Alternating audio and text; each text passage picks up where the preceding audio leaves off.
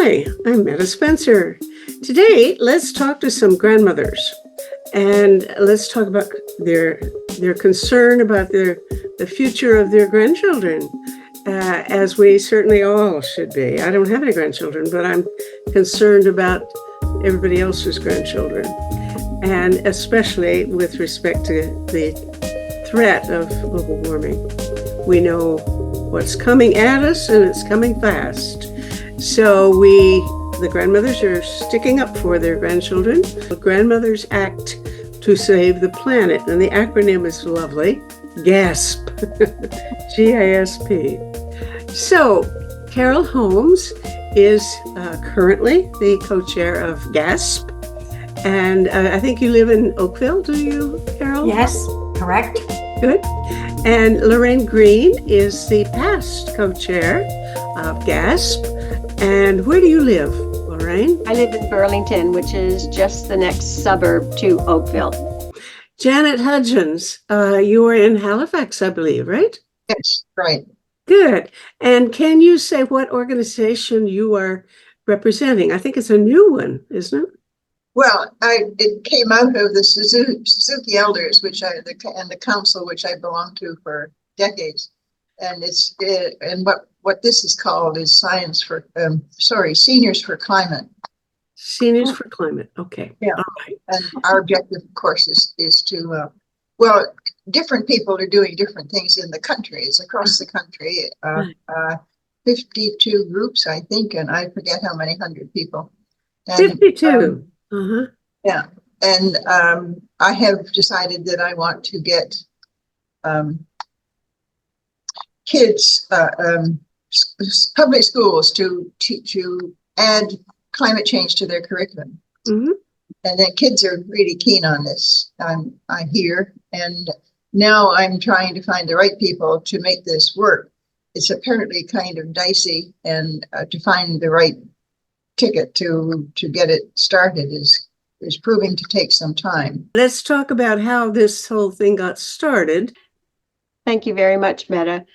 I guess now we're going on to almost 5 years ago, 6 years ago, a group of women used to meet regularly to discuss various aspects of social justice. We talked about Indigenous issues. We talked about about ways we could try and change the world, really. We've been doing work like this for the past 40 years within our own country and internationally. And Carol decided that we should just go around the room and find out what the topic that was really of most importance to all of us in that room. And 99% of the women there, and we were about 25, I think, at that time, said climate change. Really? Yeah. And that was five or 6 years ago already. Right. Yeah. Yeah. And we'd been hearing about it. We'd been talking about it kind of on the fringes a little bit. But when this became the biggest issue for this number of women in that meeting, we decided that we needed to do something about climate change. We needed to do something because it was really us, the boomers, that had caused a lot of the problems we are now seeing today. We caused it, but at that time we didn't know we were causing it, but we know now, and we need to do something about it now. Mm-hmm. And most of the women in the room have grandchildren, or like myself, I have 2 great-grandchildren who I love dearly, and wanted to make sure that I was doing everything I possibly could to ensure that they would have a world that is livable, that they would have a future seeing this beautiful planet that I've had the opportunity to see and be part of, and to make sure that not just my descendants, but descendants of all the women in the room would have that same opportunity. So that's how GAS came to be formed. I want to tell you right now, I'm having goose pimples. I'm having a shiver. It just is emotionally extremely impactful to hear what you're saying, because you're speaking from your heart, and Yeah. oh Lord, we need more of that. Yeah. Let's go on. I don't want to interrupt you, but just to say, No. So, no, so it's just bringing tears to my eyes. It's so oh, beautiful. sorry, I didn't mean to make it that emotional. No, I want it's beautiful tears. So, we set about we didn't even have a name at that time. We set about trying to figure out what we were going to call ourselves, and finally decided on Grandmothers Act to Save the Planet, because grandmothers and grand others is really what our title is, because we do have a few men and we do have a number of women who are not grandmothers in our group. So we came up with that name, and we even had masks before COVID. Oh, really? Because that was our branding, like we're gasping for air, for breathing, that was our intention, was to make people sit up and take notice of what was happening in the world. So yeah, the masks came in. They turned out to be quite useful with COVID after all, but that wasn't our intent. So yeah, so we started off with that. We were a small group of 25, and we've now grown to 160 members, just about in every Really? province. We have members in almost every province across Canada. GASP is one of the major sponsors for Seniors for Client, and all across the country, there will be a big demonstration on October the 1st, calling all seniors to come out and speak up for the climate, for our children, for the world. So after our first meeting, and once we settled on our name, we started to break off into different groups. Members would bring ideas forward. We work very much with a consensus model, as I think a lot of women's groups do. And as members were interested in certain issues related to climate or the environment, we would get together and look at that particular issue and decide if it was something that GASP wanted to take up. And as a result, we now have 7 or 8 different committees. We have an education committee, a bank committee, a basic income committee, Ontario Watch, which is probably a little bit unusual maybe for other provinces, but we are not very pleased with our present premier and his actions on the environment. So we formed a specific group just to follow those actions and to take up issues that we are not happy with, certain bills that he passes. We have a banks team, a pension team, a health team. I think that's it. Did I leave anybody out, Carol? Just transition. Oh, just transition. And right. basic income. Basic income, yeah. So we have a number of teams. There's a chair for each of these teams, and there are members who feel they have a real calling to work in that particular team, who have joined. And we write letters, we sign petitions, we meet with politicians at the federal, the provincial, and the municipal level. So we're a pretty busy group. And I think I mentioned we are now up to about 160 members. Hopefully we will continue to grow, because things are not happening fast enough. And we have real concern that later is too late, and we need to keep pushing our politicians to do something faster and stop all the various subsidies and free passes that are being given to so many of our oil and gas companies and our banks.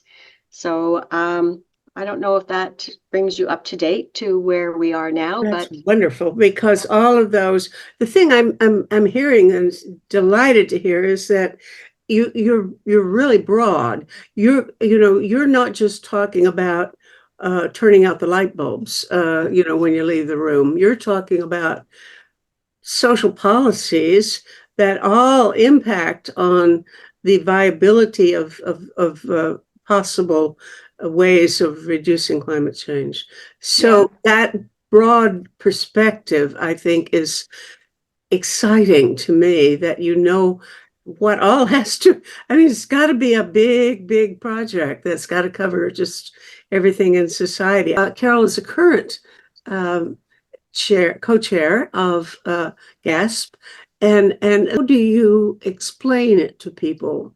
Why it's a good thing to talk about guaranteed basic income as a means of climate action? Well, when we were thinking of just transition, and we were thinking of what was involved in just transition, and the focus was on people who lost their jobs in fossil fuel, that seemed to be the focus. We had a broader focus, and that was society in general, and that there were so many fast growing injustices, the imbalances of money, imbalance, people left behind. It wasn't just going to be the people losing their job in oil and gas. It was going to be the impact of climate was going to affect everyone, rich, but especially the poor, especially the more marginalized people. And we thought, well, if we are going to transition, part of that transition has to be fairness, and it has to give a certain amount of security to everyone. Because we were looking at the divisions that were happening. We were looking at people moving to the right, moving to more authoritarian, more to,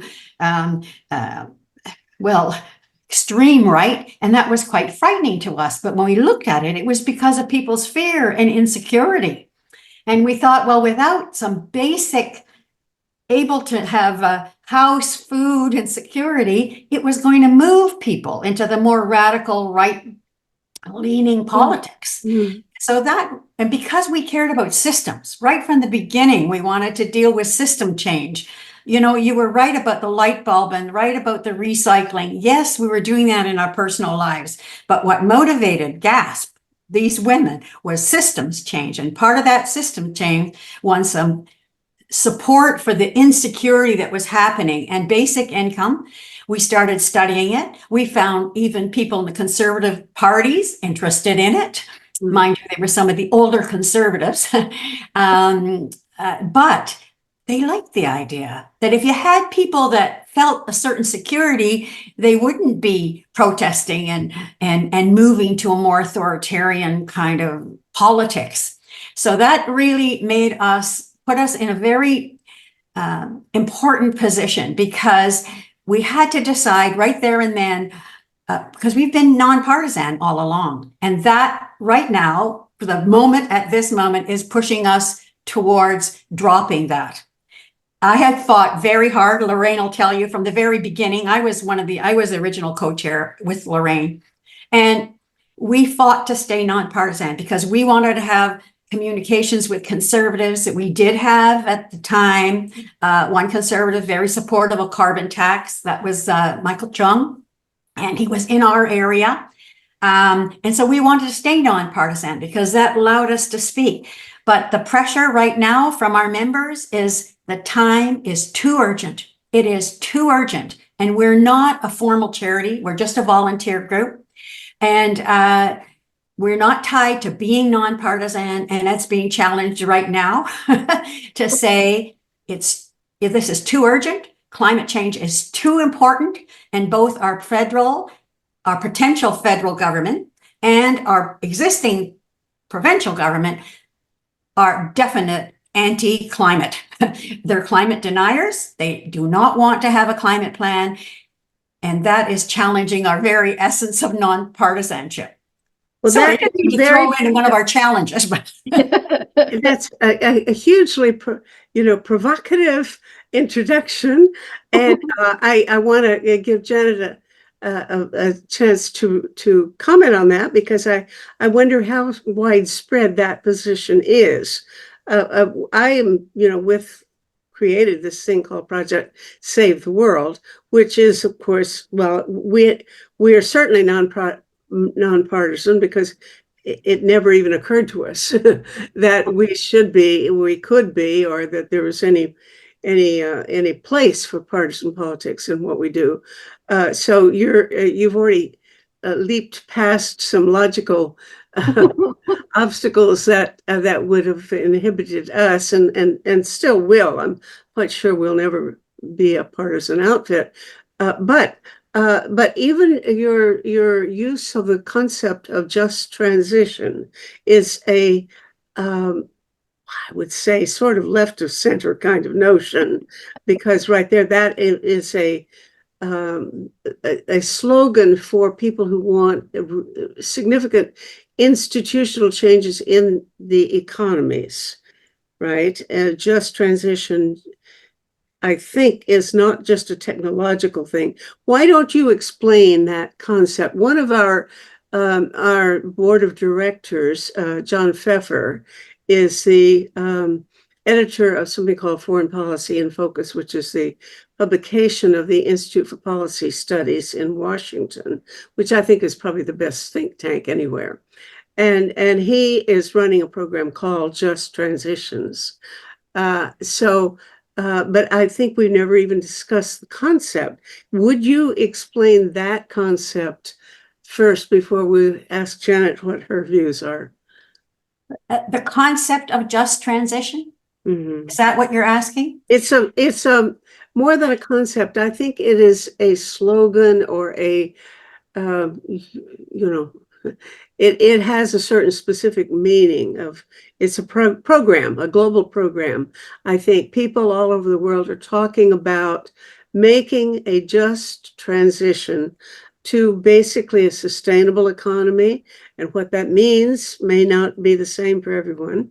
It involves a question of whether or not you can decouple economic growth, for example, from climate sustainability issues. Yes. And that is, I think, always a controversial question, but it's part of the discourse in the discussion of just transition. Just give us a heads up about where you got that slogan.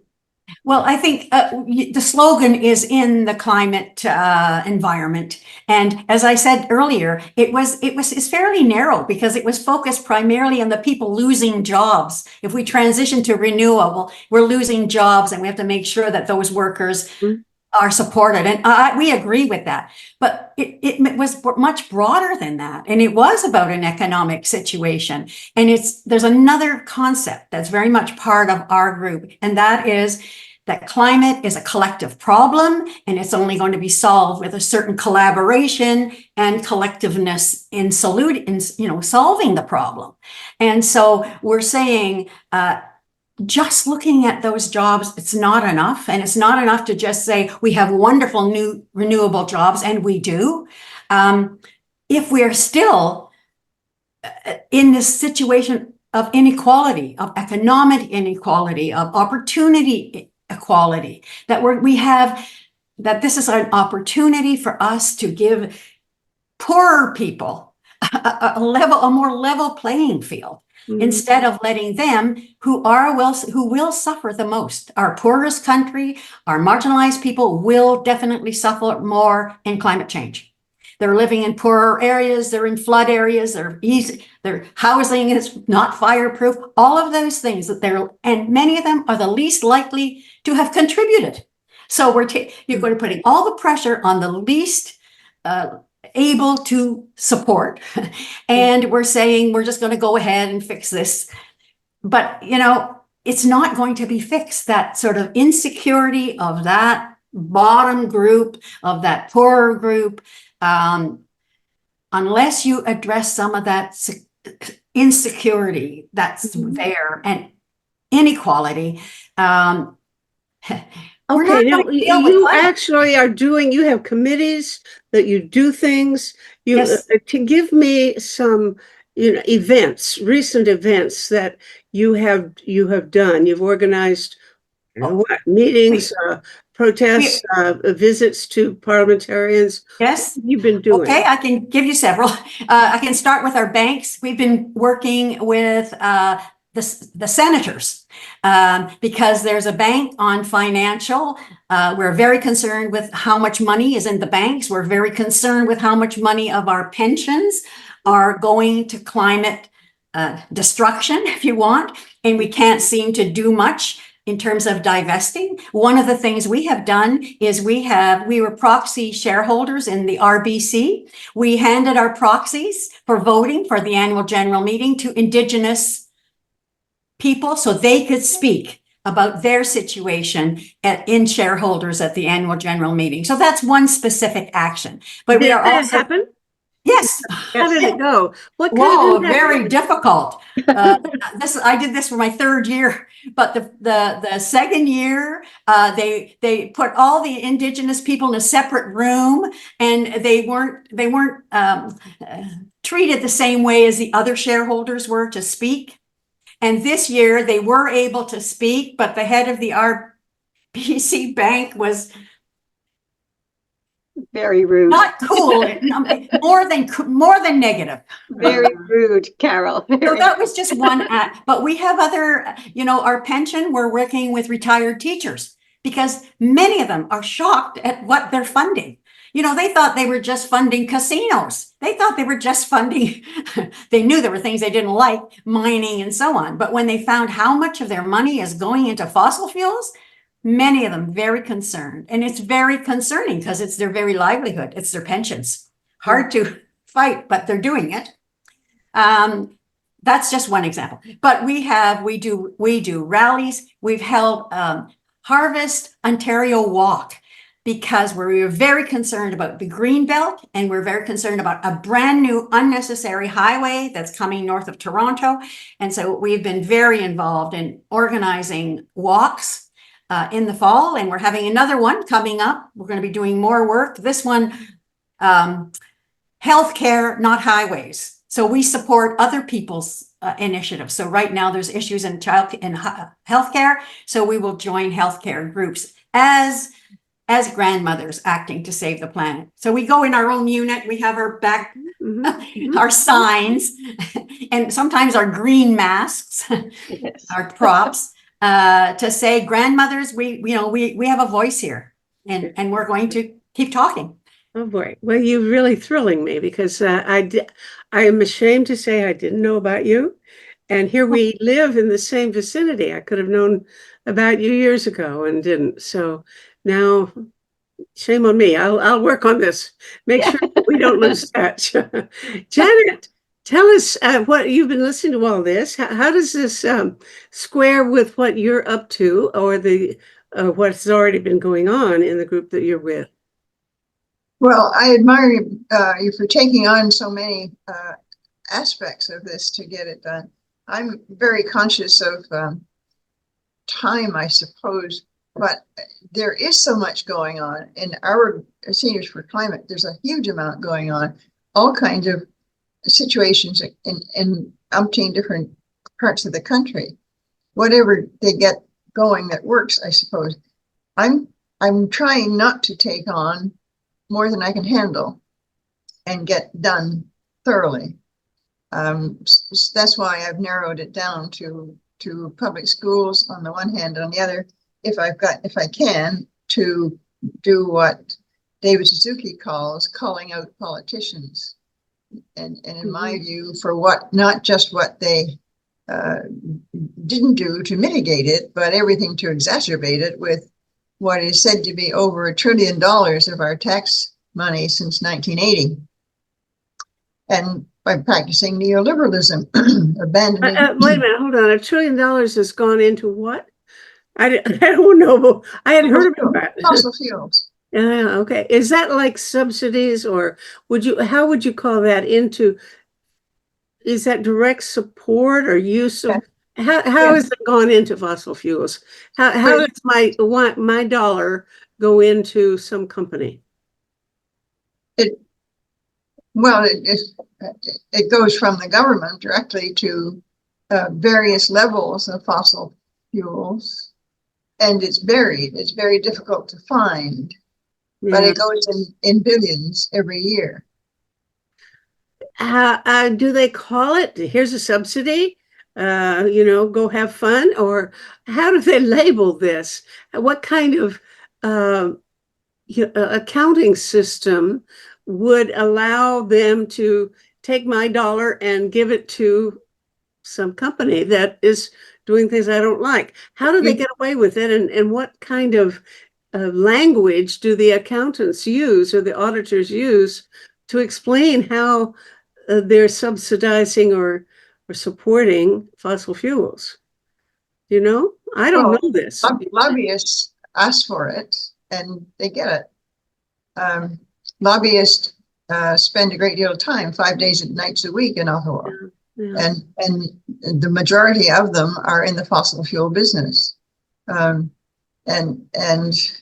governments, all of them. We also, by the way, Trudeau bought an oil company, a fuel company. I think we still own it. All of that So attention. I know about the pipeline. Well, I don't know much about it. I haven't followed it closely, but yes, Canada bought a big pipeline. Yeah. And that must be a big chunk of that money, right? Because that can't have been cheap. You don't buy pipelines easily. No, I forget what it was. It was a huge amount. Yeah. It was $14 million. Was it? $14 billion, sorry. Billion. Yeah. Billion. That's more than I have in my piggy bank. Yes. I just want to add to the subsidies. The subsidies are usually asked. The company says, we're needing it to help to convert our, whatever the new technology is, which is carbon capture now. So we need, we've got technical solutions to this. We can capture the carbon, but we need money for that. And so our government has given subsidies for specific projects like that. The government has covered projects to clean up the mess in very polluted areas. So it sometimes given in tax breaks, for instance, to do certain things to help them convert. So it's not just handing over the money to do what they want, even though I think sometimes they do. I think it's got specific targeting things. Now, some people feel putting money into technological solutions to climate change, it's too late. Well, I guess what I'm thinking is I hear the term ending fossil fuel subsidies, and that to me sounds like that would handle everything. But what I guess I'm wondering is whether if they cut off what are technically called subsidies, would that take care of everything that Janet has been referring to? No, No. not even it's a very small portion of it. We've got 5 major banks in our country. All 5 major banks are lending money to fossil fuel projects, to fossil fuel companies in the billions of dollars. Our number one bank, RBC, was the number one bank in the world, not just in Canada, but in the world, to support fossil fuel projects. So, it's not just our government, it's our banks, it's our pension funds, it's all the other things that account for money going into fossil fuels. And until we can stop that, I mean, there is a certain amount of blame on our government, but they don't account for all of it. We have to get the fossil fuel companies to stop digging and drilling for oil and gas and coal. That's the bottom line, And what happens if you succeeded tomorrow and got all of these advantages cut off so that the prospecting for fossil fuels stopped immediately? What would happen to the economy? is there a rationale? Is there a basic good reasoning behind the notion, well, you can't just do it all at once? Because in fact, we haven't been doing it. It's, if anything, the emissions from greenhouse gases increased, not decreased. So we're going downhill. We're getting worse off fast. We're not making much, if any, progress. Well, maybe a little, but probably not enough. But the explanation they give is, well, the economy requires this. It can't be done that quickly. Well, it's true. If you don't have any gas to put in your car, then a lot of things are going to not happen that would be economically advantageous, like you can't go to work or can't go to the grocery store or something. But are you looking at the big picture of what would happen to the entire economy if we were very much more rapid in making these transitions? Well, my view that we have not highlighted how incredibly fabulous is the rise in renewables. It has been faster than anybody thought. It has been cheaper than anybody else thought. Everybody can do it. It's renewable. And if we did a big, huge push as a collective, as a country, as a world on renewables, we would have lots of jobs. We would have a lot less. But of course, you're not going to stop oil and gas tomorrow, but it can be legislated. It is peak. We're at peak oil, or we're past peak oil. It is going to die. Some of it wants us to die fast. And by having regulations, that's going to make it more difficult.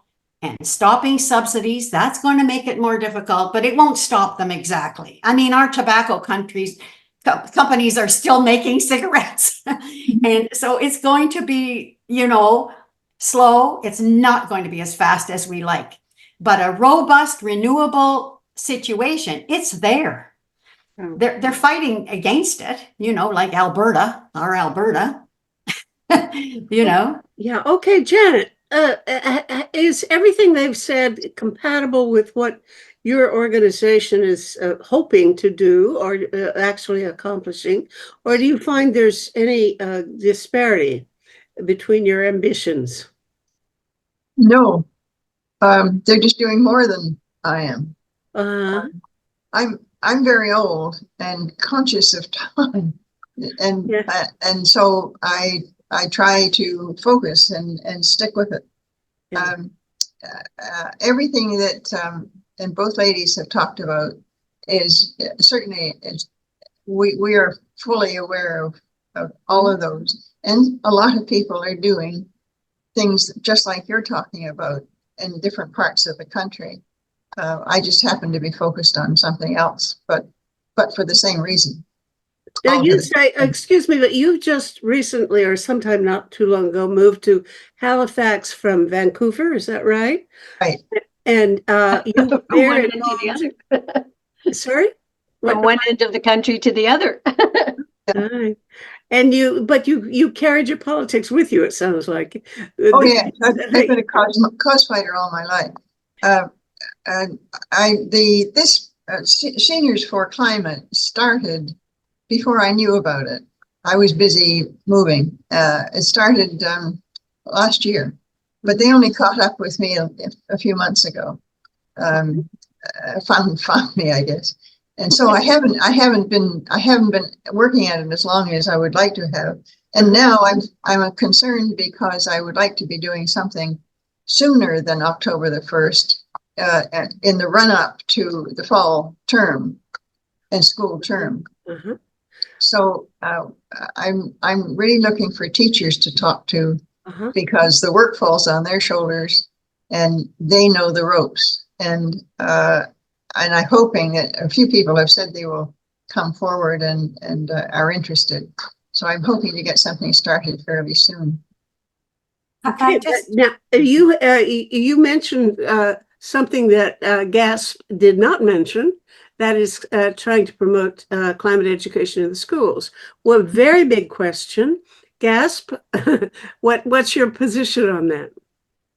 Well, we're very, very supportive. And in fact, our very first action was when Greta Thunberg said, "You boomers, it's your fault." And she started the Fridays for the Future. We had GASP that went walking with the students. And at first we thought, oh, they're not going to like us. They're going to say, oh, you're the enemy. And they welcomed us. And just recently I saw a stat that said that on climate change, people over 65 and people under 29, so those two groups are the most likely to support climate change. So that's students and grandma or grannies or grandparents, the two groups more concerned and wanting something to do it. But the middle people are too busy just living their life. Okay, is this global or not? I mean, you quoted a number that I never heard before, but that's wonderful. And who are they talking about? Is this worldwide that there's this gap? Middle-aged people are the No, I don't think it was worldwide, but I think it was North America, because I think it was US and Canada. But you know what? I will look it up. I don't have it, but it was just last week that I saw that stat. It was quite amazing. They had done a study on attitudes towards climate. And there we were, the old people and the young people together. But yes, I think it's a wonderful goal, Janet. And you're so right in working on one project. That's why we have different groups. It's because some people are passionate about certain issues. So, so they go and they develop the expertise, they develop the knowledge and what actions we should take. And they only have to study one aspect. So I support you going that with education. Go for it. Thank you, I will. Now, what I'm wondering is how to help either of you or all of you, because I'm going to be doing a whole year of these shows.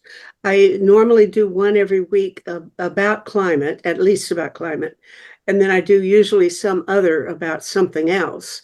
So I've been doing for the last, I've got 35 shows in the sequence that I'm working on now called Cool Thinking, which is a discussion primarily about the different technological solutions that are proposed to help cool the Arctic, because that is the most serious threat because of the albedo effect of the ice and so on. Once the Arctic is warm, it's pretty hard to make any other changes, and everything else is going downhill fast if we do that. So I've been looking at that, but now that will be over in about September. And I want to do a series in which I bring together people from very different communities of discourse. Let's call it that way. I would say seniors about climate, let's call that one community of discourse. There would be another one, let's say, of the young people. The young people clearly do not come to your meetings, but they have their own things, and you maybe talk to each other, maybe you don't. Then we have the communities of indigenous discourse, the people who belong to groups that have local, especially people who have some in the north have local effects on their livelihood and their way of life. And then there are people, well, why not bring in some of these folks from your bank? The guys who didn't want to let you talk, bring them here and make them talk to you here. Talk about this, have a conversation. If I can get hold of some bankers or the corporate, people in the energy business. Why don't I see if I can get hold of some executives who believe they ought to be buying pipelines and doing this stuff? Bring them in. Let's have a conversation. You willing to do it? It's going to be hard, Meta. Some of us are married to them. I'm married to a Shell Oil executive. Lorraine has 25 years in the RBC Bank. But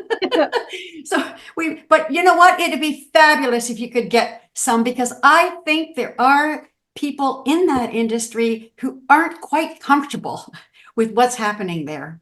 but will they talk? I don't know if you will get I know, people to I know, speak. I know. We've I tried. say, go for it, try it. Try it, because we have tried to get banks to talk to us. I mean, written At letters. first they did, Lorraine, remember? They did, and then now they've closed us completely down. They know what we're about, so they don't want to talk to us anymore. The human resources people were open, middle Yeah. management, environmental people within the RBC, and we met with them, sort of middle management, and then they went, oh, you see, we sent them postcards of grandkids and saying, are you thinking about them in your job? They didn't like Not the, so much. They didn't like it too much. So I we mean, we sent keep them a doing pile of yeah, like that. we keep doing demonstration in front of branches, and you know, Carol's right. There has to be, the only thing we can see right now that's going to affect any kind of change with banks and pensions is legislation.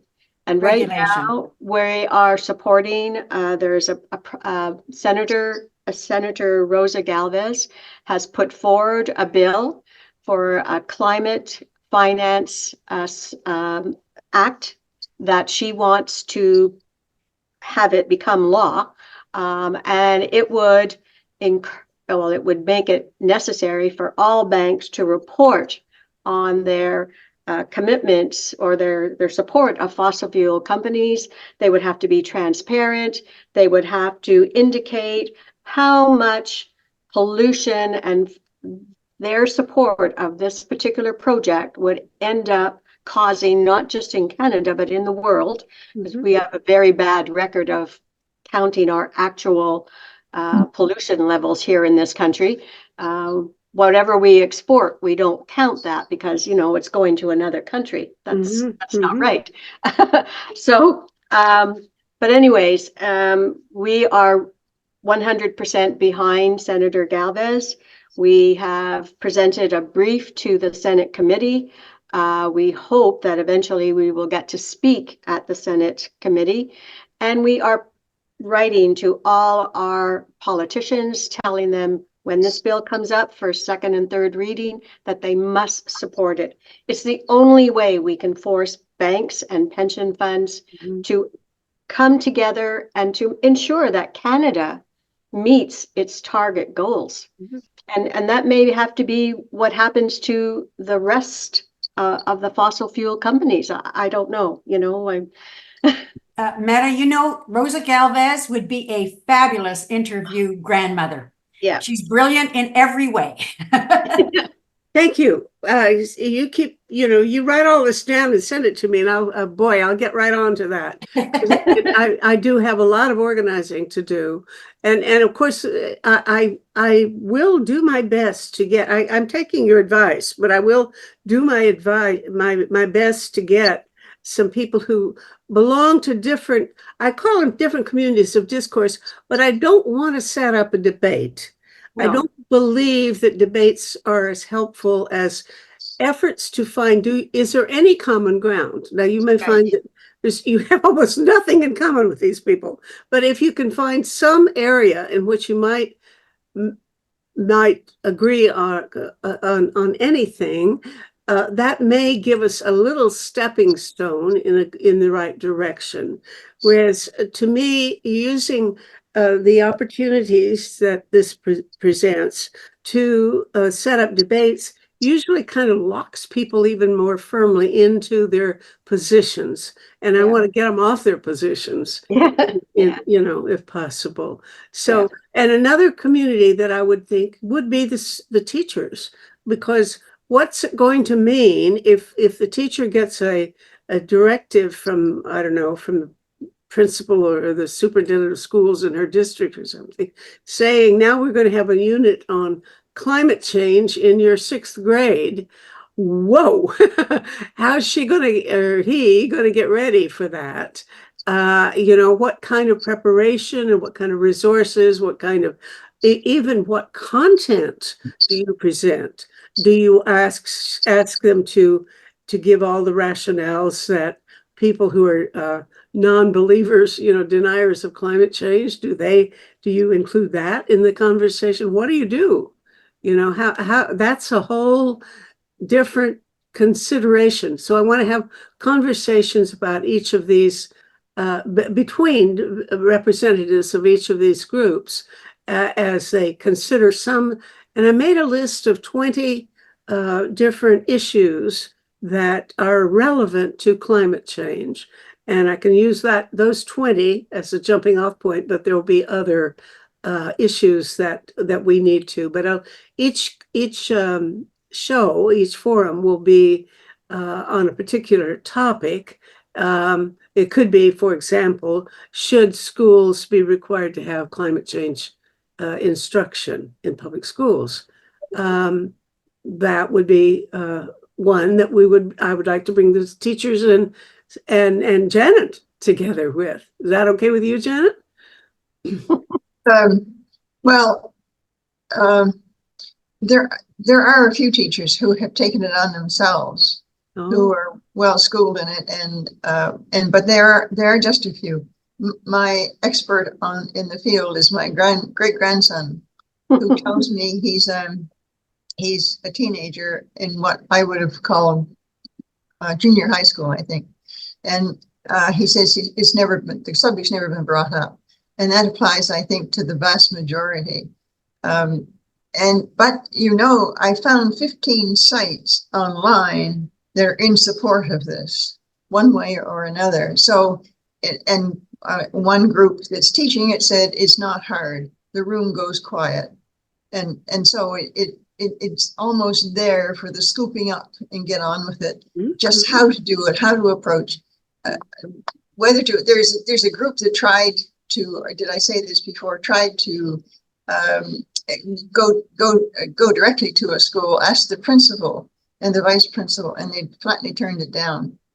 And so working through the system, I think I'm very sure is what I need to do, and to find the right people to help me with that.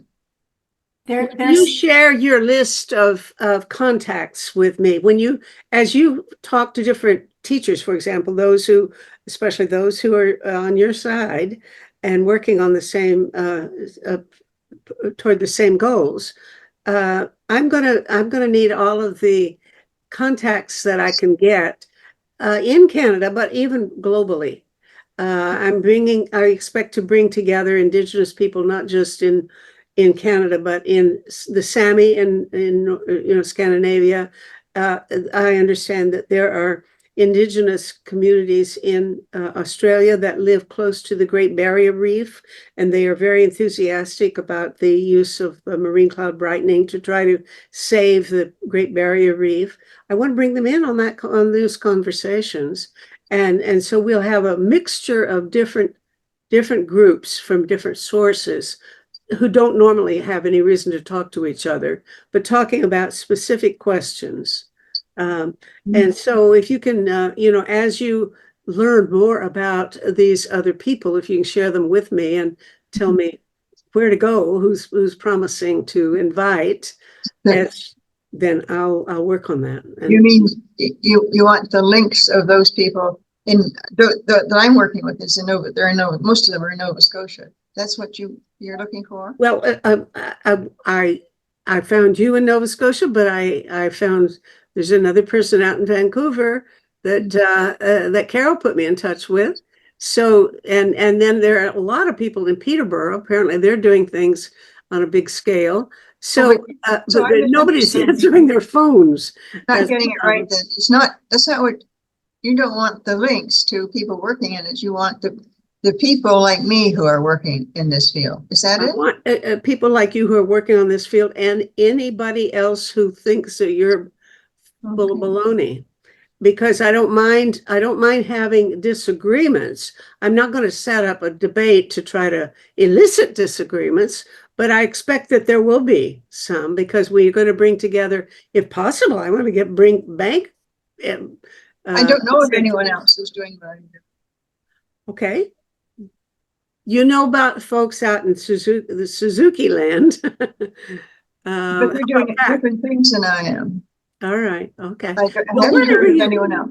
Any of them if you come across somebody, the teachers, for example. Yeah, sure. let me know, and Yeah. I'll try to put them together. Okay. Okay. Yeah, sure. All right. We haven't, we haven't mentioned health.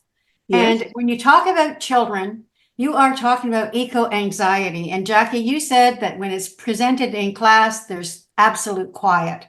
Hmm. And what happens there is Yeah. a certain amount of anxiety, and our children, whether we have it in school or not, they know about climate change. Right. And the trauma. Absolutely the trauma know about they- climate change, and they are anxious. My own granddaughter right here, 18, second year at environmental science in Santa Cruz University, has been anxious about climate since grade 6. When she came home and she said, about the bees, the pesticide is killing the bees, and they are our pollinators, and they pollinate our flowers, and that's our food. And you know what? The whole world could die if we keep killing the bees. Grade Well, 6 or 7. we So have, it's there. we've had the fires here. Nothing like BC nor the floods that they've had. But we've had the fires and people have lost everything. And those children that were in that situation have not, as far as I know, sought help or nor has anybody offered. They are not equipped. Nobody's given them any the equipment. No one expected this, and they didn't give them any equipment to work with. And that's another aspect of the getting it into schools. You mean buying physical equipment to preserve the classrooms? No, probably mental health Firefighting. requirements, Yeah, right? okay. Yeah. Mm-hmm. The other thing you have to be mindful of in the schools, especially with environmental curriculum, Mm-hmm. there is some mention in our schools in Ontario, there is some mention of the environment in our schools, but a lot of the studies, the curriculum is being funded by banks, fossil fuels, tobacco companies. So, you're coming up against these big spenders, these big foundations, these big corporations, and they push back. Because we tried to get into a number of schools. We asked questions about certain curriculum that was being taught in schools. And we got told in no uncertain terms, if the school did not have this funding, they could not do not even just environmental studies, but lots of other activities as well. So, there's all these layers that you will probably come up against, Janet. Yeah. So, And the men in these companies have an attitude toward women yes. that is very disagreeable. Yeah. Oh boy. Well, we got our agenda, and then I should also Got your work cut out for you, Meta. yeah, that's the fun of it. I mean, it is. It is a huge. I'm going to be 93 in a couple of weeks, and this is almost the most fun I ever had in my life. I've never had such a pleasure, such a wonderful social life, getting to know people like you that I wouldn't have met. And every week I meet some new folks, and they're all terrific. So I'm going to even look for some people who are not so terrific. But I'm sure you will find something good about them. And I think that's where your conversations come about, I have a very interesting contact of a man who was an executive in an energy company. He built power plants in Russia.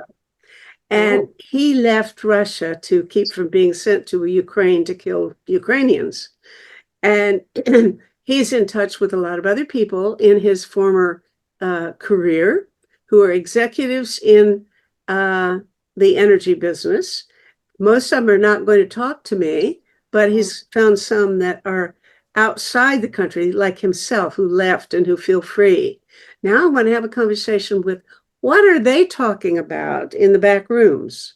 What do they say? Because the Russian government acts as if it's really in denial, I mean, they want to sell and use as much oil and gas as they can because that makes them richer, and they require that for the government income. So what do the energy people say? The energy people actually know that their days are numbered, that these companies are not going to be producing this stuff that much longer. So what are their plans? I want to hear that. And I want to bring them together with you. And they're. So I'll be okay. Or with Lorraine's husband. You might want, our government recently held committee meetings where they asked very nicely at first, all of the heads of all of the oil companies to meet with them to talk about environment.